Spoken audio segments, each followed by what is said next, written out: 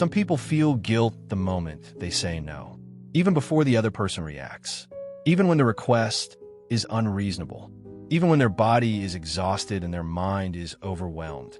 Psychology says this reaction is not random. It's neurological. For many people, guilt isn't an emotion. It's a conditioned response.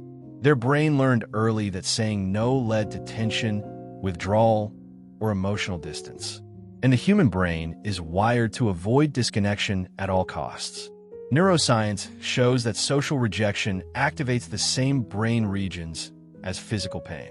So when these people say no, their nervous system reacts as if they're about to be hurt. That's why the guilt feels physical. The tight chest, the shallow breathing, the urge to explain, justify, or take it back. Psychologists call this threat-based bonding. Many of these individuals grew up in environments where love felt conditional, where being helpful meant being safe, where emotional approval came from compliance, not authenticity. So their brain created a rule. Money comes second. Connection comes first.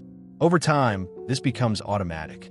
The prefrontal cortex may understand boundaries, but the limbic system remembers danger. That's why logic doesn't erase the guilt. Because the reaction isn't logical. It's somatic. These people are often highly empathetic. Their mirror neurons are more reactive. They feel others' emotions faster and more intensely than their own.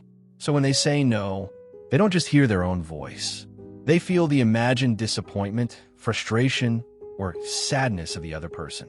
Their nervous system tries to regulate that discomfort by giving in. But psychology is clear about something important. Chronic guilt is not a moral signal. It's a survival signal. And survival responses don't mean you're wrong. They mean you learned something that once kept you safe. Boundary guilt is especially strong in people with high emotional responsibility. People who are praised for being mature, easy, or the strong one. They learned that harmony mattered more than honesty. But here's the scientific shift that changes everything.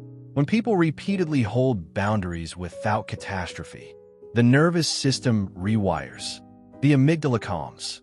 The threat response weakens. The body learns that connection can survive limits. This is called neuroplastic safety learning.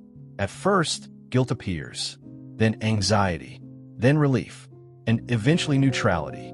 Saying no stops feeling like rejection. It starts feeling like information. These people don't stop caring. They stop abandoning themselves.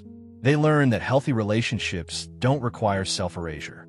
And love that disappears when you protect your energy was never sustainable to begin with. Real love is regulated. It doesn't demand constant access. It doesn't punish boundaries. So if you feel guilty for saying no, you're not selfish. You're not difficult. Your nervous system just learned love under pressure. And now it's learning something new.